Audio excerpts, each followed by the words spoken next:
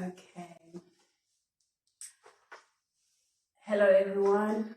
Welcome to Pure Mind Podcast, and I am your host, the Black Queen herself. So today, I want to thank everyone for subscribing. And if you're new here for the very first time, hello, you are welcome. Make sure you tell a friend, subscribe and like and share. Okay, with that being said, I'm here with a very special person. Allow me to introduce him to you. He's a law student who's about to receive his degree. And your name is Mikel. So Michele, Hello. tell us something about you.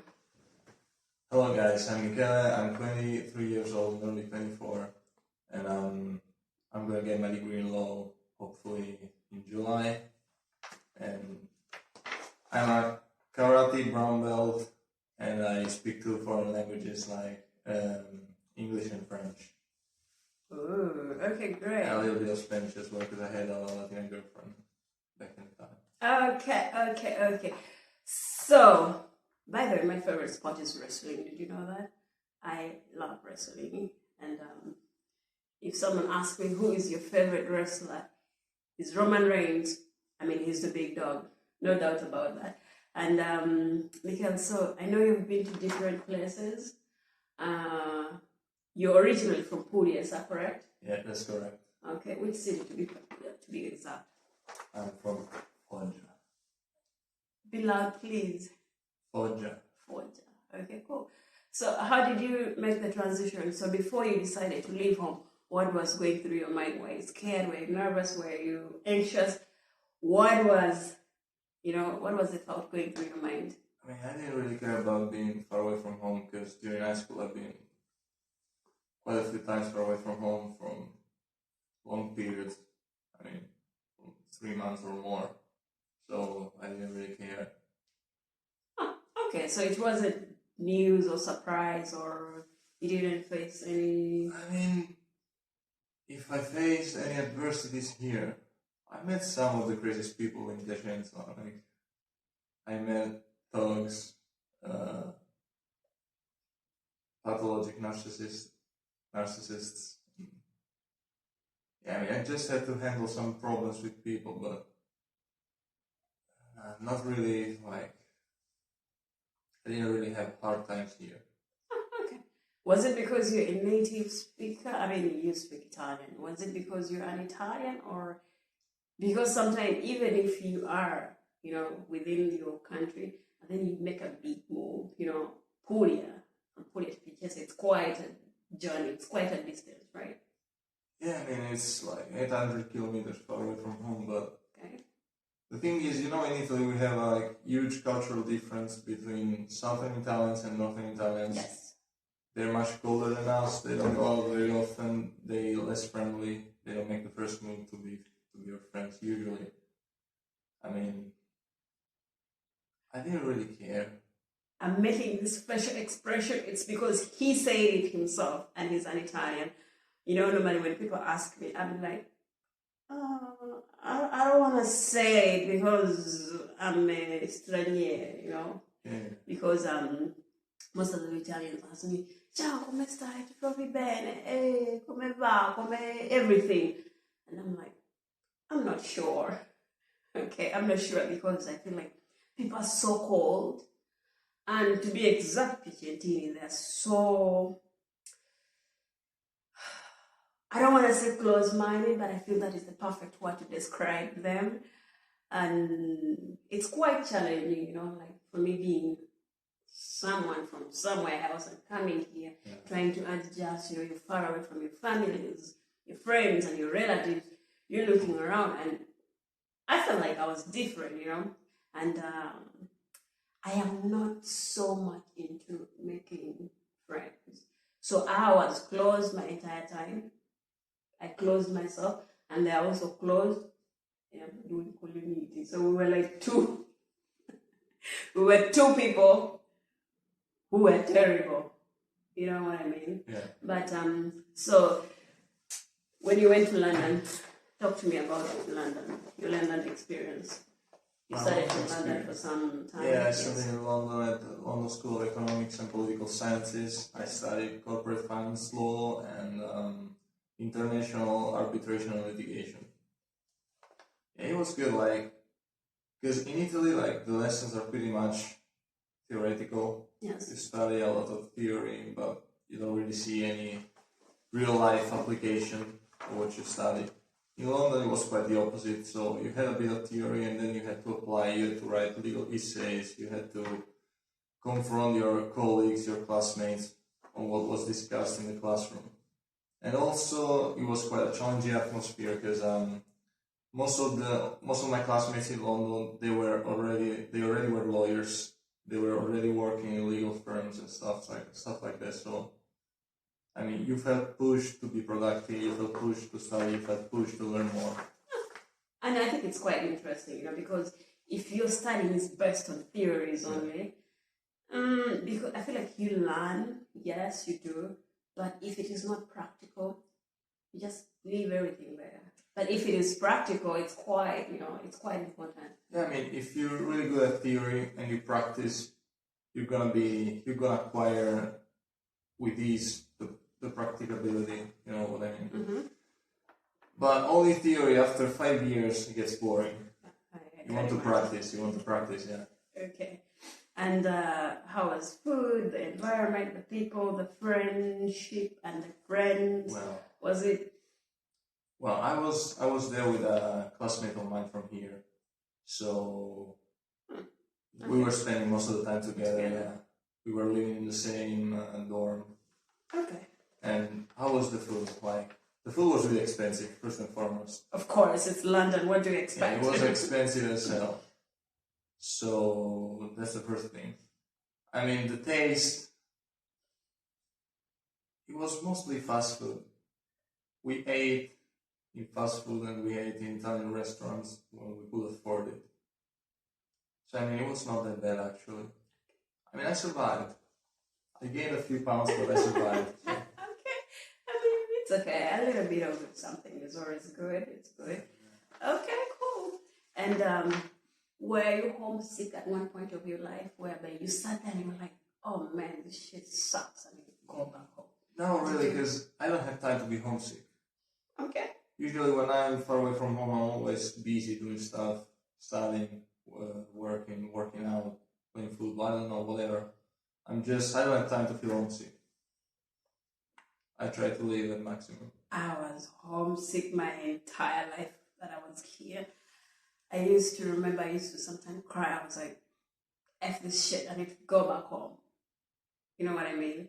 And you sit there and you have all these things going through your mind. It's like I used to have thousands of thoughts in my mind, and I'm like, Jesus Christ, I feel lost. I need to find who I didn't know who I was. And no one really talked to me, because of course we're not saying they're bad. I mean, you talk to people that you know, but it was different for me because back home, our social life is quite different from here. So for me, it was like, okay, I gotta figure out how to survive here, otherwise I'm not gonna make it. And I had to fight out my way. And then at the end of it all, I was like, you know what? I got this. I got this. I'm a study, I'm a finish, I'm a show the world that I am stronger than who they think I am. Because, most of the time I was close and people were like, okay, I'm a little bit shy, yes. Even now, I'm still shy. But I'm a go-getter. If I want something, I go for it. So I'm like, okay, it doesn't make sense if I start and then I don't finish. So it's better that I finish and then I see what next, Because at that moment, I didn't even know what the future held for me. I was like, okay, interesting, but I need to keep pushing. And along the way, I kind of met some cool people, who gave me strength and courage. And I was like, okay, cool. It's going good. I'm not gonna complain. But still, there's always that moment when you reach and you're like, oh, I'm so far away from home. I still want to eat some matoke because, I mean, there's no matoke here. You know what is matoke? Cool.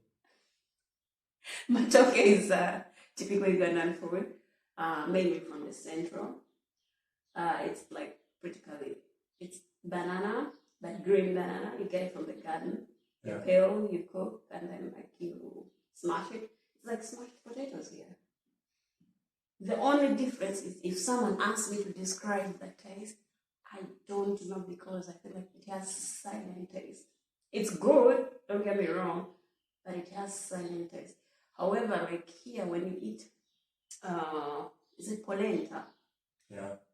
And or smashed potatoes. Yeah. It has taste because you guys put, is it milk, cheese, you name it, all those. You know how we call Northern Italian people? Polentone. Because they eat a lot of polenta. He said it. Guys, don't come for me. It's him. It's your own words. I mean, it's fine. It is what it is. He said It is it. what it is. Okay, and how about when you went briefly to New Zealand? He has been everywhere. So talk to us about your experience in New Zealand.